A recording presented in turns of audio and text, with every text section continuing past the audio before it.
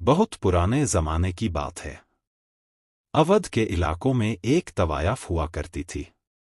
नाम था रुकैया। उसकी खूबसूरती और अदाएं पूरे शहर में मशहूर थीं। बड़े बड़े रईस, नवाब और जमींदार उसकी महफिल में आकर अपना दिल और जमीन जायदाद सब कुछ हर जाया करते थे। रुकैया के पास खूबसूरती के साथ दौलत भी बेशुमार थी। एक बार शहर के बड़े रईस नवाब आसिफ मिर्जा रुकैया का मुजरा सुनने आए। नवाब आसिफ मिर्जा अपनी शान शौकत के लिए जाने जाते थे। ऊंची कदकाठी, चेहरे पर नवाबी रौनक और आंखों में गहराई। जब पहली बार नवाब मिर्जा रुकैया की महफिल में आए, नवाब आसिफ मिर्जा को देखकर रुकैया को भी अजीब सी कैफियत महसूस होने लगी। रुकैया के दिल की धड़कनें तेज हो गईं। रुकैया ने जैसे तैसे मुजरा खत्म किया। महफिल के बाद रुकैया नवाब साहब से बोली, हुजूर, आज की महफिल कैसी लगी? नवाब साहब जो पहले ही रुकैया की खूबसूरती के दीवाने हो चुके थे। रुकैया, तुमने आज दिल जीत लिया। रुकैया नजरें झुकाकर, काश मेरा नसीब इतना अच्छा होता कि मैं आपके दिल की मलिका बन पाती। नवाब साहब ने भी सरगोशी करते हुए कहा, तुम ही मेरे दिल की मलिका हो। धीरे धीरे मुलाकातें बढ़ने लगीं। नवाब मिर्जा हर रोज रुकैया के कोठे पर आने लगे। दोनों की आंखों में मोहब्बत की रोशनी जगने लगी। रुकैया ने भी अब मुजरा करना और दूसरे लोगों से मिलना जुलना छोड़ दिया था। वह सिर्फ नवाब साहब के लिए ही महफिल सजाए करती थी। धीरे धीरे उनकी मोहब्बत के किस पूरे अवध में फैलने लगे। एक दिन नवाब साहब बोले, रुकैया, मैं तुम्हें इस दुनियादारी से दूर ले जाना चाहता हूं। रुकैया, आंखों में आंसू, क्या सच में आप मुझे अपनाएंगे? हां, अगर तुम मेरा साथ दोगी तो मैं तुम्हें हमेशा के लिए यहां से कहीं दूर ले जाऊंगा। लेकिन मोहब्बत की राह आसान कहाँ होती है। नवाब के घरवाले और रईस लोग इस रिश्ते के खिलाफ थे। एक तवायफ को नवाब की बेगम बनते देखना उन्हें मंजूर नहीं था।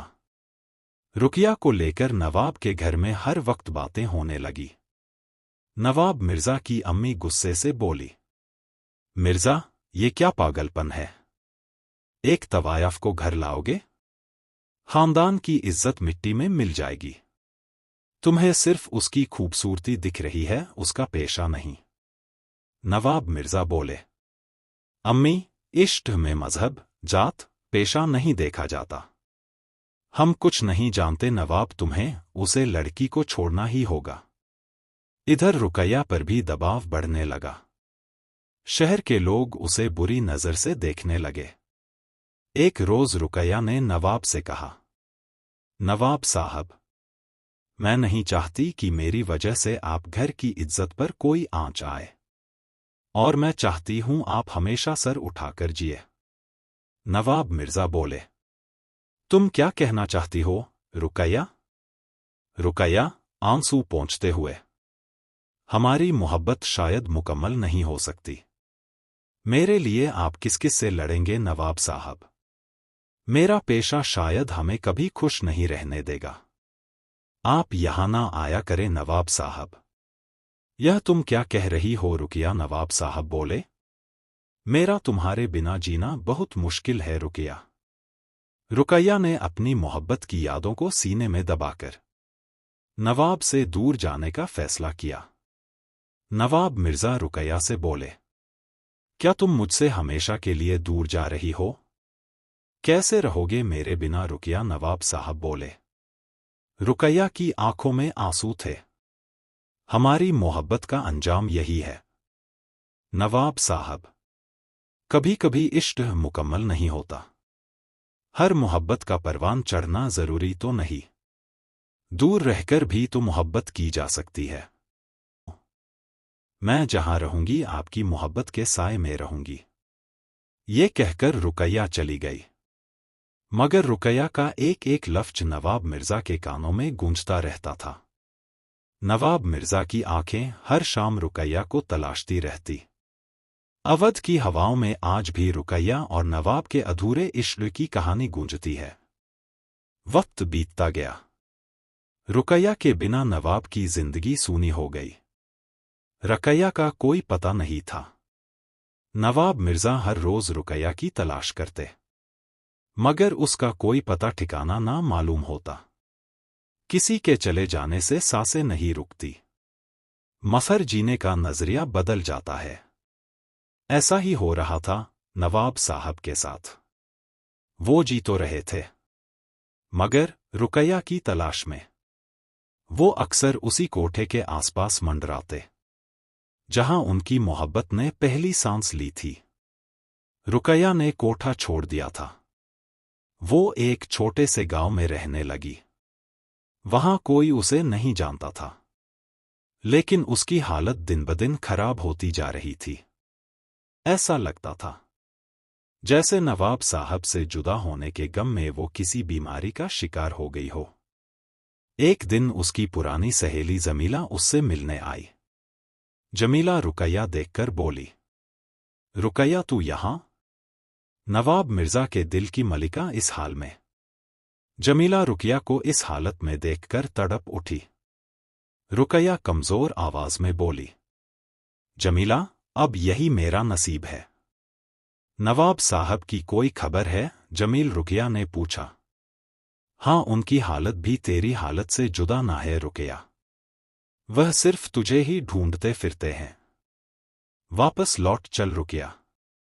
नहीं जमील, मैं अपने नवाब की बेइज्जती का सबब नहीं बनना चाहती।